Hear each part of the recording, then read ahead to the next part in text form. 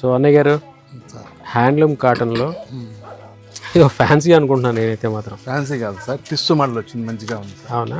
So ఇందులో కొన్ని options చూపించండి నాకు. చూపిస్తాను. సో ఇది టిష్యూ హ్యాండ్లూమ్ శారీ అనమాట. సో మీకు ఆల్ ఓవర్ శారీ ఇలా వస్తుంది. సో కడ్డీ బార్డర్ వస్తుంది.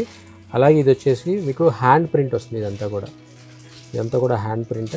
సో దాని మీద మీకు బటర్ఫ్లైస్ వచ్చినాయి.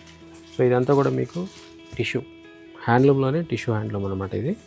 సో మీకు అలాగే పళ్ళు మొత్తం కూడా ఇలా మీకు ప్రింట్ అంతా కూడా ఆల్ ఓవర్ క్యారీ అవుతుంది. సో ఇది వచ్చేసి చాలా రేర్ హ్యాండ్లూమ్ శారీ అని చెప్పొచ్చు. జనరల్గా హ్యాండ్లూమ్ అనగానే కాటన్ హ్యాండ్లూమ్కి వెళ్తాము. ఇది వచ్చేసి టిష్యూ హ్యాండ్లూమ్ శారీ అనమాట.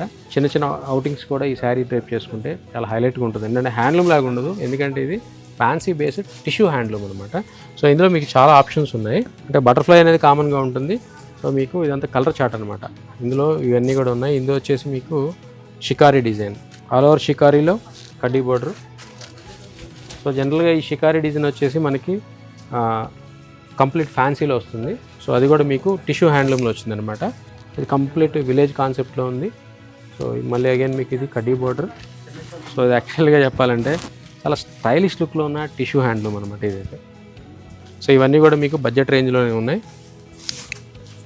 సో అగైన్ మీకు వచ్చేసి మళ్ళీ ఇది హ్యాండ్ పెయింట్ వచ్చింది. ఇదంతా మళ్ళీ బ్లాక్స్ అనమాట, బ్లాక్ పెయింట్. సో ఇందులోనే మీకు కలర్ చార్ట్లో ఇది కలర్ ఆప్షన్ అనమాట. సో శారీస్ అన్ని కూడా బడ్జెట్ రేంజ్లో ఉండే టిష్యూ హ్యాండ్లూమ్ అనమాట ఇవంతా కూడా. సో చూసారా బ్లౌజ్ ఎంత డీసెంట్ కలర్ అనమాట ఇదైతే.